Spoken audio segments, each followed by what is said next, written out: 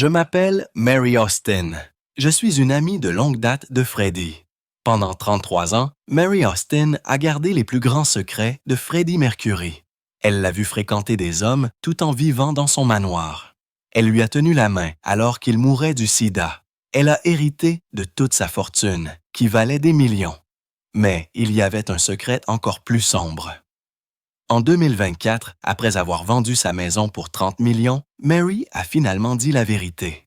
Ce qu'elle a révélé sur leur relation a choqué le monde. La vérité sur ce qui s'est réellement passé entre eux est enfin révélée. Mary Georgina Austin est née le 6 mars 1951 dans un petit appartement au-dessus d'une cordonnerie sur North End Road, à Fulham. Cette même semaine, les rations de charbon en Grande-Bretagne ont été de nouveau réduites et sa famille a profondément ressenti cette difficulté. Ses parents, Alfred et Rita, étaient tous deux sourds, de sorte que leur maison était remplie d'épellations digitales au lieu de sons. Même leur réveil en bakélite était un réveil qu'ils pouvaient sentir plutôt qu'entendre. Le loyer était de 210 livres par semaine, mais il était souvent impayé, ce qui les obligeait à mettre en gage des couvertures chaque hiver juste pour s'offrir 100 livres de charbon, qui ne duraient que 3 soirées environ. À l'âge de 7 ans, Mary aidait déjà ses parents à payer les factures de services publics et même à troquer les restes de pain sur les étals du marché contre des fruits abîmés. Le fait de grandir dans un foyer silencieux a aiguisé son attention. Les enseignants ont remarqué qu'elle pouvait lire sur les lèvres 3 conversations à la fois, mais elle parlait si doucement que ses camarades de classe devaient se pencher pour l'entendre. Cette douce attirance allait un jour attirer l'attention de Freddie Mercury. En 1966, Londres était pleine de couleurs. Mais Mary, qui n'avait que 15 ans, gagnait 3 $ par semaine en travaillant dans le célèbre magasin de mode Biba à Kensington. Elle passait ses journées à épingler des mini-robes de velours sur des mannequins destinés à des stars comme Twiggy, tout en survivant avec du thé fait avec du lait concentré et des cigarettes partagées dans la réserve. Marianne Faithfull et MC Jagger faisaient partie des clients qu'elle croisait, maître ruban à la main, faisant semblant d'être professionnelle tout en remarquant secrètement que certaines robes coûtaient plus cher que ce que son père gagnait en un mois. Mais Bieber était plus qu'un simple emploi. Elle mémorisait les couleurs Pantone, esquissait des vitrines dans un cahier usé et s'entraînait à signer des termes de mode à ses parents le soir. Lorsque la fondatrice, Barbara Ulanicki, a fait l'éloge de son sens de la couleur, Mary a écrit dans son journal que c'était la preuve qu'elle pouvait être plus que la fille de la fille sourde. Ce petit moment lui a permis de continuer à rêver pendant les longues heures sans passer, entourée de vêtements qu'elle ne pourrait jamais s'offrir. En janvier 1968, elle s'inscrit à des cours du soir à Regent Street Polytechnic, déterminée à se construire un avenir meilleur. Les frais de scolarité s'élevaient à 6 $ par trimestre, soit la moitié de ce qu'elle gagnait en un an. Pour les couvrir, elle nettoyait les bureaux de Mayfair tard dans la nuit, frottant les brûlures de cigarettes sur les tapis jusqu'à 1 h du matin après avoir terminé son service chez Biba. Elle n'a suivi que 5 cours sur les 18 proposés avant de prendre du retard dans ses paiements. Un soir, elle s'est effondrée sur la ligne Piccadilly, se réveillant à Cockfosters avec les jointures ensanglantées à force de serrer trop fort sa serpillière. Elle a fini à l'hôpital de Charing Cross pour épuisement. N'ayant aucune politique de remboursement, elle avait payé des leçons qu'elle n'avait jamais terminées. Tranquillement, elle a déchiré son bulletin d'inscription et s'est dit qu'elle apprendrait plus tôt de la vie. Des années plus tard, elle écrira les paroles de Freddie à la main pendant qu'il les chante, prouvant qu'elle n'avait jamais eu besoin de ses cours de sténographie après tout. Au printemps 1969, alors qu'elle travaillait dans une petite boutique à l'intérieur du Kensington Market, Mary a rencontré un jeune homme dégingandé qui est entré avec une énergie dramatique. Il a déposé une cravate sur le comptoir et a déclaré qu'elle avait besoin d'être réinventée. L'étiquette de prix indiquait 10 shillings. Lorsqu'elle l'a cité, il a protesté bruyamment, suscitant les rires des détenteurs de stands voisins. Mary a calmement répondu que s'il pouvait la redessiner si brillamment, alors il pouvait sûrement se la permettre. Leurs yeux se sont croisés au-dessus d'un tas de cachemire jusqu'à ce qu'ils finissent par remettre l'argent, ajoutant 2 sous pour la peine avant de sortir en trombe avec sa cape tourbillonnant derrière lui. Ce n'est que plus tard qu'elle a appris son nom, Farrokh Bulsara, un étudiant en art et aspirant chanteur de rock. Cette brève rencontre à propos d'un foulard allait changer leur vie à tous les deux. Une semaine plus tard, il est revenu et l'a invité dans un petit restaurant italien sur Earls Court Road. Il a commandé du Chianti, des calamars et du tiramisu, ce qui est revenu à 4,12 livres sterling, plus qu'elle ne gagnait en une semaine. Pendant le dîner, il a esquissé des idées de couverture d'albums sur la nappe en papier, expliquant qu'il croyait que l'opéra et le rock pouvaient se rejoindre. Mary a admis qu'elle ne connaissait pas grand-chose à l'un ou à l'autre, mais elle était attirée par sa certitude. Lorsque l'addition est arrivée, il a fait un spectacle enjoué, fouillant dans ses poches avant de produire un seul billet de 5 $, donnant le change au serveur. À l'arrêt de bus, il lui a dit qu'un jour, il l'emmènerait dans des restaurants sans prix sur le menu. Moins de 5 ans plus tard, cette promesse s'est réalisée lorsque le premier disque d'or de Queen leur a permis de partager un appartement sur Holland Road. L'endroit qu'ils ont loué au 26 Holland Road coûtait 10 $ par semaine et était à peine vivable. La pièce avait des murs fissurés, pas de chauffage et une moquette rongée par les souris, pour empêcher les rats de ramper sur le lit. Mary a équilibré le matelas sur de vieilles caisses de lait. La nuit, elle entendait les rongeurs gratter en dessous. La cuisine n'était rien de plus qu'une plaque chauffante à pièces placée sur une armoire, où elle transformait une seule boîte de haricots en 2 repas. Freddie travaillait sur des chansons tard dans la nuit et sur un piano droit délabré qui était toujours un demi-ton en dessous.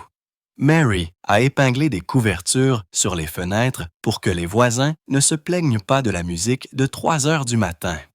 Le vendredi, elle utilisait discrètement 3 $ de son salaire de 9 $ pour payer l'espace de répétition de Queen, sans jamais dire au groupe quelle était la raison pour laquelle les lumières restaient allumées.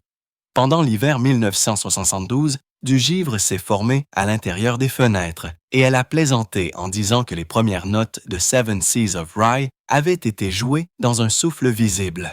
En 1971, ils ont tous les deux ouvert un petit stand à Kensington Market appelé Bling Bang and Glitter. Le loyer était de 250 livres par jour. Mary achetait des robes d'occasion des années 1930 à Portobello Road, les découpait et les transformait en hauts audacieux inspirés des croquis de Freddie. Lors de leur meilleur samedi, ils ont gagné 38 $, plus que ce que Freddie gagnait en un mois en travaillant dans une épicerie. Mary a même cousu la veste Harley Quinn, désormais emblématique de Freddie, sur une machine à coudre Singer empruntée. L'une de ses pièces les plus ambitieuses était une cape en satin blanc avec 96 œillets argentés, qui leur a coûté 4,72 livres à fabriquer, mais qui a ensuite été assurée pour 12 000 $ lors de la tournée de Queen en 1976. Brian May a déclaré plus tard que l'argent de leur stand l'avait aidé à acheter son premier ampli Vox AC30, créditant Mary d'avoir rendu possible la croissance de Queen. Lorsque le groupe a obtenu du temps d'enregistrement tard dans la nuit au Trident Studio, Mary a été la seule personne extérieure invitée. Le 15 décembre 1972, elle était assise à côté de la table de mixage, pendant que Freddie superposait les voix pour Keep Yourself Alive, retenant son souffle pour que les microphones ne captent aucun son. Elle a gardé des notes précises des numéros de compteur de bande chaque fois qu'il faisait une erreur, devenant ainsi la gardienne de registre non rémunéré de la session. À un moment donné, Freddie a demandé si ses voix sonnaient grandioses ou horribles. Mary lui a assuré qu'elles étaient grandioses, lui donnant la confiance dont il avait besoin. Le producteur John Anthony a déclaré plus tard que sa présence calme avait fait plus pour les nerfs de Freddie que n'importe quel truc de studio ne pourrait le faire. Elle a rapporté l'acétate chez elle à l'aube, soigneusement enveloppée dans son seul manteau de laine. Mary s'occupait également de l'argent du groupe quand il n'y en avait presque pas. Elle tenait leur registre dans un petit livre de caisse indiquant des dépenses hebdomadaires de 22 contre un revenu de seulement 11 $. Elle a convaincu un magasin de musique sur Tottenham Court Road de leur louer un système de sonorisation pour 60 livres par jour, payable après les concerts. De nombreux soirs, ils ne mangeaient que parce que Mary apportait des Chelsea Buns de la veille jetés par le café de Biba. En juillet 1973, la camionnette du groupe est tombée en panne sur le chemin de Torque. Mary a mis en gage le médaillon de sa grand-mère pour 15 $ afin de couvrir les réparations, le récupérant finalement des mois plus tard, lorsque Queen a reçu leur première avance sur disque. À la fin de cette année, elle a réussi à économiser 47 livres sterling sur un compte joint pour le groupe à la National Westminster Bank de Kensington. À Noël 1973, Freddie a fait sa demande en mariage avec une modeste bague en or 9 carats qu'il a achetée pour 12 $ chez un prêteur sur gage. Après un concert au Hammersmith Odeon, il l'a conduite sur la scène, vide, s'est agenouillé et lui a demandé si elle voulait être sa femme une fois que le succès de Queen leur permettrait de subvenir à leurs besoins. Elle a accepté, mais a insisté pour qu'ils attendent que le groupe gagne un disque d'or. Lorsque Freddie a acheté Garden Lodge pour 500 000 $ au début de 1967, Mary a pensé que la villa géorgienne serait leur maison pour toujours. Pourtant, en quelques mois, la maison de 28 pièces a ressemblé moins à la leur qu'à une scène privée. Freddie l'a remplie de trésors. Une salle à manger Chippendale du 18e siècle, une paire de miroirs dorés Louis XVI qu'il a acheté chez Christie's pour 800 $ et une impression d'Andy Warhol de la taille d'un mur. Les livraisons de statues antiques arrivaient si souvent le week-end que les déménageurs locaux ont surnommé la maison Versailles-Ouest. Mary a avoué plus tard qu'elle se cachait parfois dans l'appartement du grenier qu'elle avait autrefois appelé un studio parce qu'elle ne reconnaissait plus les pièces du bas. À la fin de 1978, le cercle croissant d'artistes, de propriétaires de clubs et de marchands japonais de Freddie traitait Garden Lodge comme un salon après les heures d'ouverture. Mary, qui avait autrefois choisi de simples rideaux crème pour les fenêtres, se sentait maintenant comme une invitée qui avait oublié le mot de passe. Quelques années plus tôt seulement, en 1975, Mary avait fait du shopping sur Kings Road pour des vestes Biba d'occasion qui coûtaient 3 $ chacune. 2 ans plus tard, elle était assise au premier rang du défilé de printemps de Xandra Rhodes dans une robe O.C. Clark à 480 livres sterling. Le changement soudain dans sa garde-robe a montré le pouvoir de l'argent des rockstars, mais pas son confort. Elle a confié à une amie qu'elle se sentait comme une silhouette en carton dans un Cooper.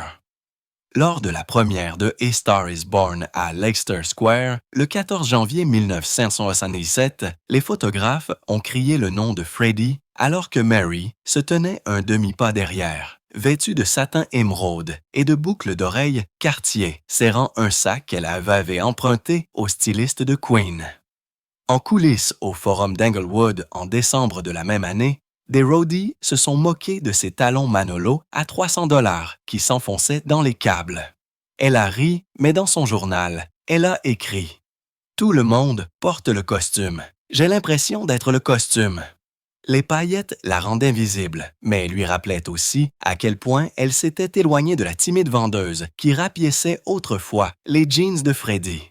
Mary avait ce dont tous les fans rêvaient, un pass qui lui donnait accès partout. Elle a vu Freddie tester Somebody to Love à Hyde Park le 18 septembre 1976, coller une étoile argentée sur sa poitrine pour Earl's Court le 7 juin 1977 et perfectionner la rotation du pied de micro qui définirait Live Aid 8 ans plus tard. Des coulisses, elle a également remarqué des moments plus intimes, comme après le rappel à Houston, le 11 décembre 1977, lorsque Freddie a sauté leur champagne habituel et est plutôt parti avec un groupe d'habitués du club.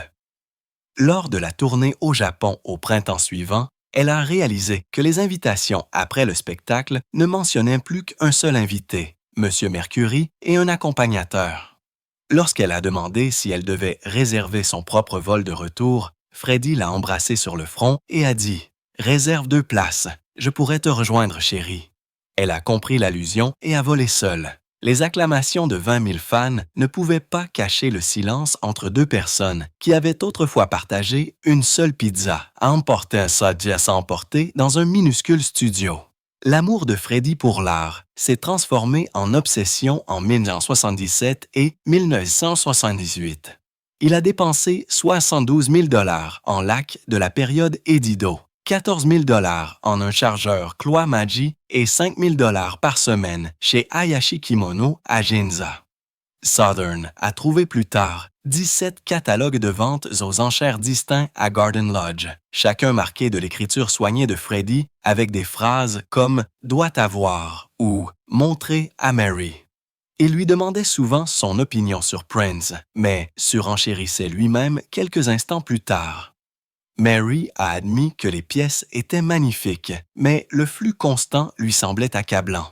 Elle a dit un jour que son sanctuaire intérieur ressemblait plus à un musée sans heure de fermeture. Le tournant est survenu lorsqu'un bronze de 1,8 m du dieu du tonnerre Ryan a été abaissé dans le jardin à 3 heures du matin. La dernière indulgence de Freddie coûtant 200 $. Debout sous la bruine, alors que la statue se balançait au-dessus des roses, Mary a pensé « Il construit un monde dont je n'ai pas la carte ».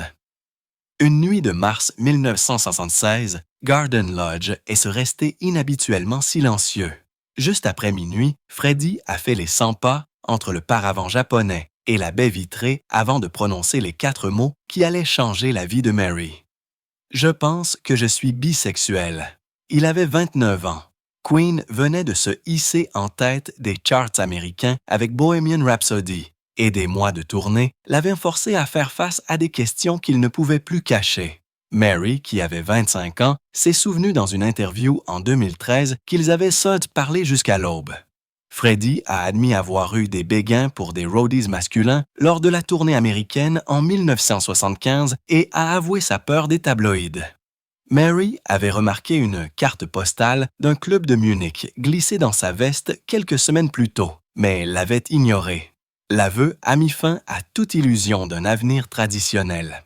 Cette nuit-là, le Salon Vert s'est transformé en terrain neutre, où ils ont commencé à remodeler leurs liens en temps réel. La plupart des partenaires dans le Londres des années 1970 auraient pu réagir avec colère, mais Mary a simplement dit « Je pense que tu es gay, et c'est très bien ».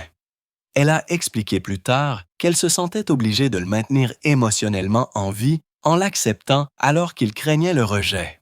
Au lieu de partir, elle a ouvert une bouteille de champagne laissée par une fête et a même suggéré des mesures pratiques, des voyages de shopping à Soho où Freddie pouvait essayer des vêtements plus audacieux, des mots de code comme « aller chez les antiquaires » pour ses rencontres privées, et une promesse de ne jamais le trahir aux tabloïds qui avaient déjà attaqué David Bowie. Son soutien calme a donné à Freddie l'espace nécessaire pour explorer des clubs comme Heaven et Bang en 1977 sans sombrer dans la honte.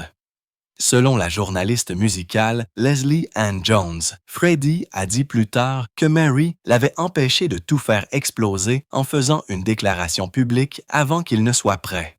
Leur relation a évolué vers ce qu'ils ont appelé la troisième voie. Ils n'étaient plus amants, mais plus que des amis. Freddie, qui ne faisait confiance à presque personne, glissait des paroles dessous sa porte pour avoir son avis. Elle a été la première à commenter « Somebody to Love », suggérant que le pont était trop long. Pendant que Queen était en tournée, Freddie l'appelait chaque soir, payant les frais d'appel en PCV pour partager ses craintes que des journalistes ne creusent des rumeurs provenant de San Francisco. Mary s'asseyait de son côté du lit avec le téléphone, apaisant calmement sa panique de l'autre côté de l'océan. En 1978, il a déclaré à un intervieweur suisse que Mary était son foyer de confiance, même s'ils avaient cessé d'être intimes près d'1 an plus tôt. Les amis ne comprenaient pas l'arrangement, mais il a duré plus longtemps que la plupart des mariages. Mary n'a jamais déménagé. Ils se sont mis d'accord sur des chambres séparées. Freddie dans la suite principale, vert émeraude, Mary dans la chambre d'Amy Lila, et un dîner hebdomadaire le mercredi où aucun sujet n'était interdit, à l'exception des finances de Queen. Elle s'occupait de la maison pendant qu'il était en tournée, triant le courrier des fans, s'occupant de ses princes japonais et payant les factures. Elle sort. Freddie se rendait dans des clubs tard dans la nuit et Mary l'attendait avec du thé pour savoir comment cela s'était passé. Brian May a déclaré plus tard que Freddie faisait confiance à Mary avec la seule chose qui aurait pu le ruiner à cette époque de tabloïd, sa vie secrète. Leur maison est devenue à la fois un sanctuaire et une rampe de lancement pour sa découverte de soi. Le journal de Mary révèle que leur dernière intimité physique a eu lieu le 12 octobre 1967, après que Queen ait terminé l'enregistrement de News of the World. Freddie, ravi de ses voix sur Get Down, Make Love, l'a invité à célébrer. Ils se sont embrassés et ont passé la nuit ensemble. À l'aube, Mary a senti que c'était un adieu à cette intimité. Elle n'en a jamais parlé publiquement avant une interview privée de la BBC en 1996, disant qu'elle porterait cette aube en silence. Leur chapitre romantique s'est clos, mais le lien est resté incassable. Au début de 1945, quelques semaines seulement après la prestation historique de Queen à Live Aid, Mary Austin a commencé à remarquer des changements inquiétants chez Freddie Mercury. Il perdait du poids alors qu'il répétait encore constamment et des taches bleutées apparaissaient parfois sur ses bras. Les médecins avaient commencé à associer ces marques au sarcome de Kaposi, l'un des premiers signes du sida. Inquiète, Mary s'est rendue à la librairie Gaze the Word de Londres le 4 mars 1945 et a pris tous les dépliants qu'elle a pu trouver sur ce que la presse appelait le cancer gay. Cette même nuit, elle a écrit dans son journal « Freddie perd de la chair sur les clavicules. Il faut faire des recherches. » Les nouvelles qui l'entouraient n'ont fait qu'aggraver sa peur. À la fin de cette année, le Royaume-Uni avait signalé 348 cas de sida et 320 décès, soit plus de la moitié des personnes diagnostiquées. Il n'existait pas encore de traitement efficace. Mary savait donc que le fait de repérer les symptômes tôt pouvait être la seule chance de Freddie. Elle a commencé à tenir son propre dossier secret à Garden Lodge, caché dans un tiroir verrouillé. À l'époque, même chuchoter le mot sida pouvait ruiner la carrière ou les amitiés d'une personne. En 1986 et 1987, Mary a organisé des visites médicales en toute discrétion. Elle a réservé des rendez-vous à Harley Street sous le nom de Frederick Bulsara-Mack et a utilisé son propre numéro de téléphone afin que personne ne puisse les relier. Le 22 février 1987, elle a conduit Freddie à l'hôpital Binghamton à 5h45 du matin, choisissant cette heure afin que le personnel soit en train de changer d'équipe et soit moins susceptible de le remarquer. Lorsque ses résultats de test sont revenus positifs le 29 avril 1987, Mary a agi rapidement. Elle a engagé un coursier pour apporter de l'AZT de New York, qui était encore un médicament expérimental, et a payé 7 600 $ pour un approvisionnement de 3 mois qui a été acheminé par Amsterdam, afin qu'aucun formulaire de douane britannique ne révèle le nom de Freddie. Elle a même gardé des blocs d'ordonnances supplémentaires dans leur coffre-fort de Kensington, barrant les codes barres pour que les pharmacies ne puissent pas les retrouver. Discrètement, elle s'est également assurée que l'assurance tournée de Queen couvrait les maladies chroniques non spécifiées, une expression qui permettait des vols médicaux privés sans exposer l'état de Freddie. Grâce à la planification de Mary, Freddie a gagné non seulement de l'intimité, mais aussi du temps pour continuer à enregistrer. Le fardeau de garder le secret pesait lourdement sur elle. De 1987 à novembre 1991, Mary a gardé la vérité alors que les rumeurs se répandaient. Les tabloïds ont publié des photos de Freddie prises avec un téléobjectif, alors qu'il avait l'air frêle en avril 1990, mais elle s'en est tenue à l'explication selon laquelle il était épuisé par le travail en studio. Freddie l'avait supplié de ne pas partager la vérité, l'avertissant que si une fissure apparaît, le barrage cède. En 1990, les journaux offraient jusqu'à 500 000 $ pour une preuve de sa maladie soit environ 1,2 million de dollars aujourd'hui. Mais Mary a refusé toutes les offres. Elle a décrit plus tard la pression comme si elle gardait un cœur nucléaire. Même le son d'un téléphone qui sonne pouvait faire battre son cœur, craignant qu'il ne s'agisse d'une clinique qui appelle par erreur. Le stress a eu des conséquences néfastes. Elle a perdu 9 kilos en 18 mois et resté éveillée 72 heures d'affilée avant de s'effondrer près du lit de Freddie. Pourtant, elle est restée silencieuse jusqu'à ce que Freddie publie sa propre déclaration le 23 novembre 1991. Malgré sa santé défaillante, Freddie a continué à enregistrer. De janvier à mai 1981, Mary a organisé des séances du soir au Metropolis Studio afin que ses traitements intraveineux de jour n'interfèrent pas. Elle a utilisé un minuteur de cuisine pour limiter ses prises à 25 minutes, car sa capacité pulmonaire était tombée à 60%. Le 13 avril 1951, lorsqu'il a enregistré les lignes obsédantes de The Show Must Go On, Mary s'est tenue à l'extérieur de la cabine en tenant un verre de vodka mélangé à du jus d'orange frais pour aider sa gorge. Elle a également convaincu le producteur David Richards de préparer des mix que Freddie pouvait approuver depuis son lit à l'aide d'un DAT Walkman. Grâce à ses efforts, Freddie a terminé 18 pistes vocales qui sont ensuite apparues sur l'album Made in Heaven. Brian May a déclaré plus tard que cette réalisation n'était possible que grâce à la planification minutieuse de Mary. En octobre 1991, le nombre de lymphocytes T4 de Freddie était tombé en dessous de 50, ce qui signifiait le sida déclaré. Le 20 octobre, Mary a emménagé définitivement à Garden Lodge, transformant la suite principale en un hospice privé. Elle a géré une rotation de 5 soignants, 2 infirmières et Jim Hutton, en gardant un contact étroit avec le Dr. Gordon Atkinson au sujet de ses doses de morphine. Le 10 novembre, Freddie a perdu la vue de son œil droit et Mary a commandé des rideaux occultants pour qu'il ne soit pas réveillé par le soleil d'hiver. Elle a placé une cloche sur sa table de chevet afin qu'il puisse l'appeler chaque fois qu'il avait besoin de médicaments, de glace ou même d'aide pour tourner les pages d'un livre d'art. Le 22 novembre, elle s'est tenue derrière Jim Beach pendant que Freddie dictait sa dernière déclaration, puis la remise à Peter Freestone pour qu'il l'envoie dans le monde entier.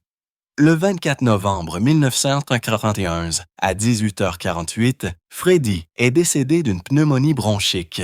Mary a immédiatement exécuté ses dernières volontés en plaçant ses chats à côté de lui et en jouant Barcelona de Queen sur un boombox Sony CF180.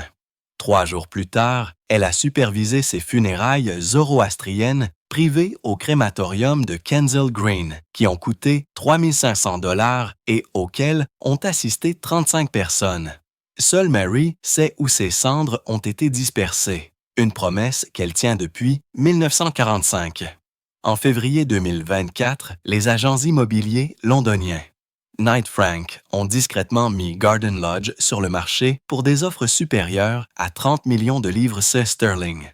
La nouvelle a choqué les fans de Queen parce que Mary Austin avait gardé la maison presque exactement comme elle était depuis la mort de Mercury en 1991. Elle avait conservé la salle à manger jaune citron, où il organisait autrefois des fêtes spontanées, ainsi que d'innombrables touches personnelles. En l'espace de 8 semaines, 3 riches collectionneurs sont entrés dans une bataille d'enchères scellée qui a fait monter le prix final à 30 millions de dollars. Les contrats ont été échangés le 27 mai 2024, la réalisation étant prévue pour début juillet. L'acheteur a utilisé une société des îles Caïmans pour rester anonyme et des rumeurs se sont rapidement répandues selon lesquelles le nouveau propriétaire pourrait être un membre de la famille royale du Moyen-Orient qui possédait déjà l'ancienne Purple House de Prince dans le Minnesota. Pour le marché immobilier londonien, le prix représentait environ 5 000 $ par pied carré, ce qui était encore plus élevé que la moyenne le long des jardins du palais de Kensington, la rue des milliardaires. Pourtant, le moment le plus émouvant est survenu lorsque Mary Austin a laissé un mot d'adieu épinglé à la porte verte. Elle a écrit « J'ai porté l'absence de Freddie dans chaque pièce. Il est temps de nous libérer tous les deux. » Au bas de la page se trouvait un phénix dessiné à la main faisant écho à l'emblème de Mercury et symbolisant la fin de sa veillée de 33 ans. Quelques mois plus tôt seulement, en septembre 2023, CBS avait mis aux enchères 1400 objets provenant de Garden Lodge en 6 séances marathon. La vente a permis de récolter 41 millions de livres sterling, soit 4 fois plus que prévu, établissant un nouveau record pour une collection de rock and roll. Des enchérisseurs de 70 pays ont participé à la vente d'objets de la vie de Mercury. Son bracelet de serpent en argent a été vendu pour 75 000 $. Son peigne à moustache Tiffany a rapporté 152 400 $. Une porte recouverte de graffitis de Garden Lodge a été vendue pour 412 000 $ avec des messages écrits en 33 langues. Certains des détails les plus surprenants provenaient des notes de catalogue approuvées par Austin. Un premier brouillon de Bohemian Rhapsody montrait que son titre de travail original avait été Mongolian Rhapsody.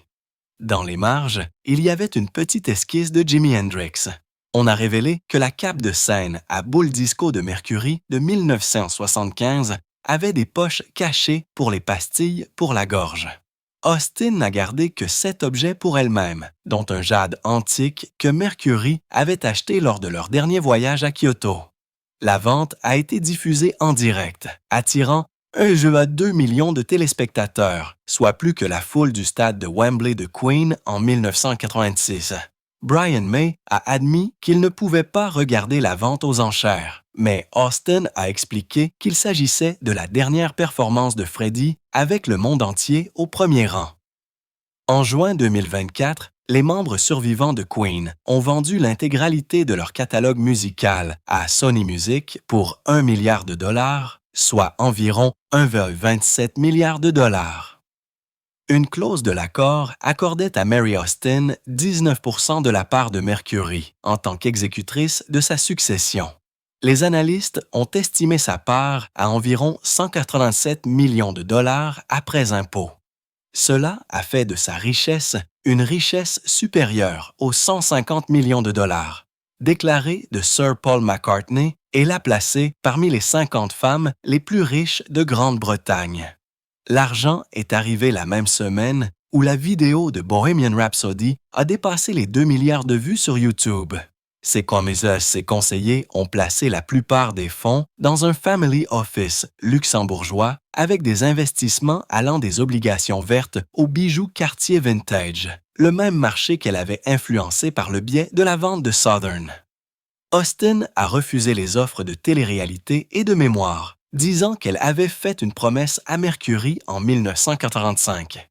Il lui avait demandé de protéger le mystère, l'avertissant que la musique mourrait si le mystère mourait un jour. Après avoir quitté Garden Lodge, Mary Austin s'est glissée dans ce que les tabloïds appellent une vie de richesse tranquille.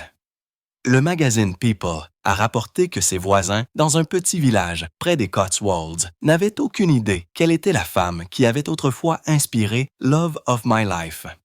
La maison y est détenue par le biais d'une fiducie aveugle et les habitants ne la connaissent que par les initiales ATLMG. En avril 2025, des photographes à Heathrow l'ont repérée en train d'embarquer sur un vol pour Zanzibar, le lieu de naissance de Mercury, mais les photos ont disparu en moins d'une journée après avoir été achetées par un enchérisseur anonyme.